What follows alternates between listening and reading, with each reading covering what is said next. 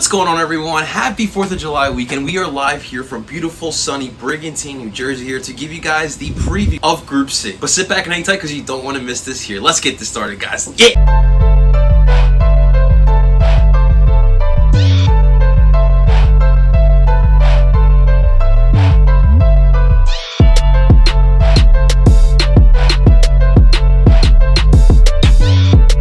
And that is right. Welcome everyone to Philly Sports Network. I'm your guy, El Parcero Philly, the uniter of all things sports and culture in the beautiful city of Philadelphia. We're going to continue the previews of all the groups in the MLS's back tournament. But before we get started, don't forget to hit the like button and subscribe to Philly Sports Network to get all your Philly sports needs. And do not forget to subscribe and rate the Duke by the River podcast, your podcast for everything Philadelphia, brought to you by PSN. Happy 4th of July weekend, everyone. Hopefully everyone has a fun, safe weekend during this crazy time.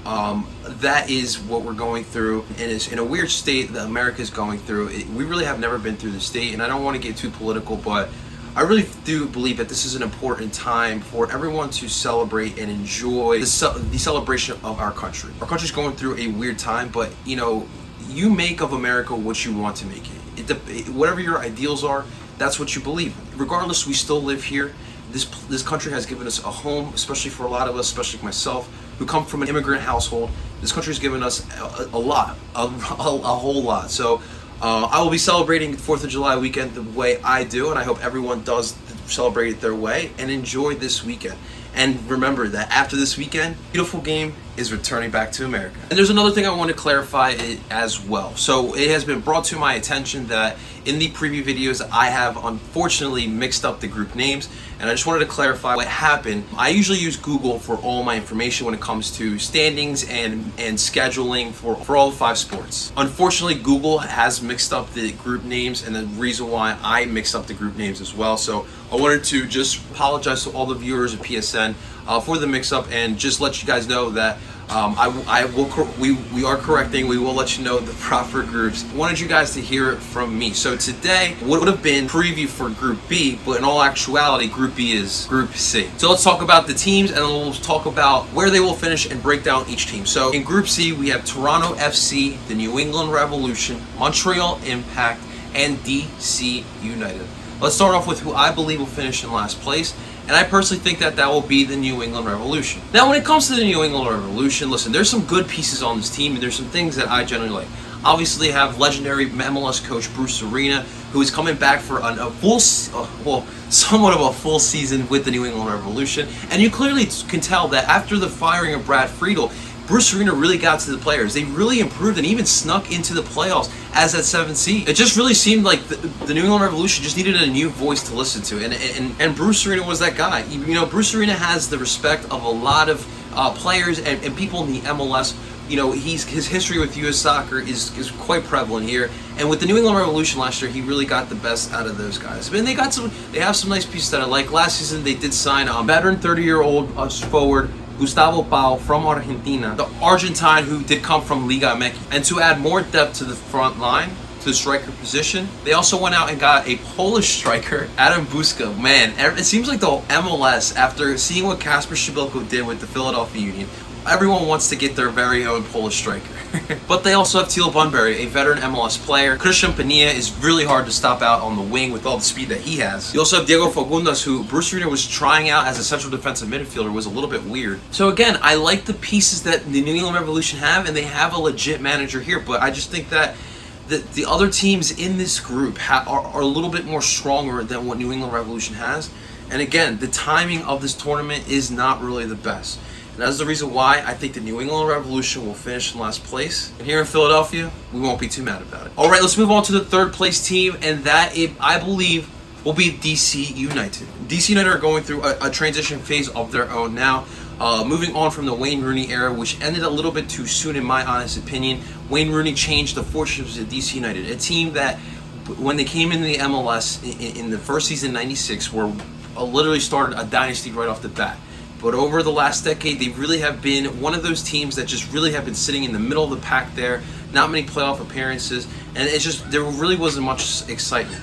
Then came the signing of Wayne Rooney and the new stadium that they got in Audi Field, and it seemed like DC was getting back to a good place. But unfortunately, things with Wayne Rooney soured, and he decided to leave DC United quicker than we all expected after 2 seasons in the MLS. And this is going to be a real true test for Ben Olsen. Now that he got a lucky break by getting Wayne Rooney, and the fortunes changed for DC United. Now he's going to have to actually change the way this team plays, and it's going to be interesting to see how that goes. But I do think that DC United have found a way to replace Wayne Rooney. They have a more complete team, in my honest opinion.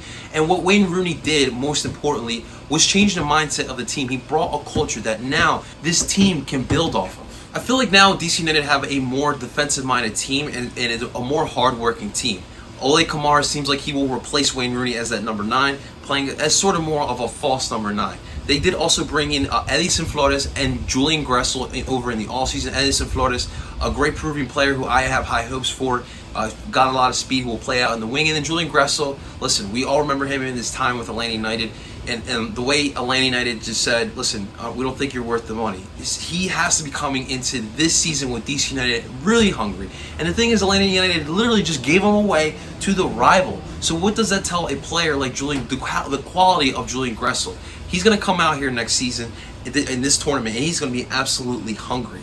And I really believe Ben Olsen's going to give him the freedom that he has. Unfortunately, Paul Arriola will probably miss this tournament here. He's still recovering from that ACL that he injured in the preseason.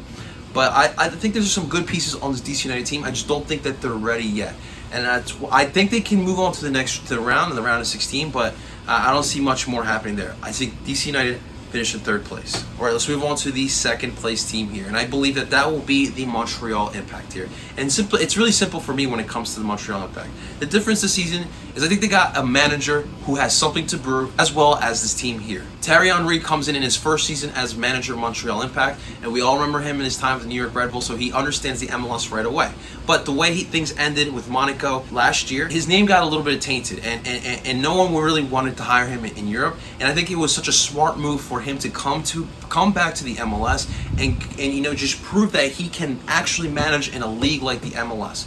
We already saw him manage in Montreal in the CONCACAF Champions League, a high pressure situation, double aggregate elimination type of situation, and he did really good. Montreal has moved on to the next round. I think this Montreal team will play with the same mantra that Thierry Henry is going to have as well.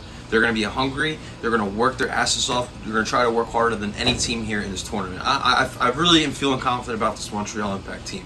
I think they will finish 2nd in this group. And in 1st place, no surprise here, Toronto FC. I believe they will finish in 1st place here.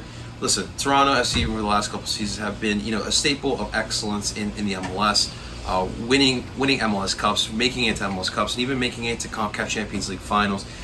So I think that the better leadership they have there with Michael Bradley and Josie Altidore, even Jonathan Osorio, I think that, and plus some of the youngsters that they have and some of the other players, they're still going to be in contention for one of the contenders here in this tournament here. And of course, Alejandro Pozuelos, he came in this league and took the league by storm. He displayed his absolute skill and talent, and I think that with one full offseason under his belt, I really think he's going to have a great tournament here. Honestly, as long as Toronto have Greg Vanney, Josie Altidore, and Michael Bradley, you really cannot count them out ever. I think they're the strongest club in this group, and that is why I believe that they will finish in 1st place. Now, looking at this group, there's still a lot of intrigue here. You talk about the big Canadian derby between Montreal and Toronto, and also the maple syrup derby with Toronto and New England. New England and DC, still have day one 96 feels as well. So there's a lot of intrigue in this group, and I think this is going to be a grinded out, tough group between New England, DC, and Montreal. Those are 3 teams that are going to grind and try to get some victories. And Toronto, they're adaptable. They'll find a way to get the W here. I think this is going to be a very exciting group. And again, I think that Toronto FC will finish in 1st, the Montreal Impact will finish in 2nd, DC United will finish in 3rd, and the New England Revolution will finish in last. Thank you so much for watching, guys. And again, so sorry for mixing up the group names. But in the comments below, I want to hear from you guys. Let me know what you guys believe will happen in this group here, and which match are you looking forward to in Group C. Guys, don't forget to like the video and subscribe to Philly Sports Network for all your Philly sports news. You can also find me on Twitter at Parcero Philly, and you can also find me on YouTube at El Parcero Philly. Ladies and gentlemen, I'm your boy El Parcero Philly, telling you guys to do bon. See you in the next preview.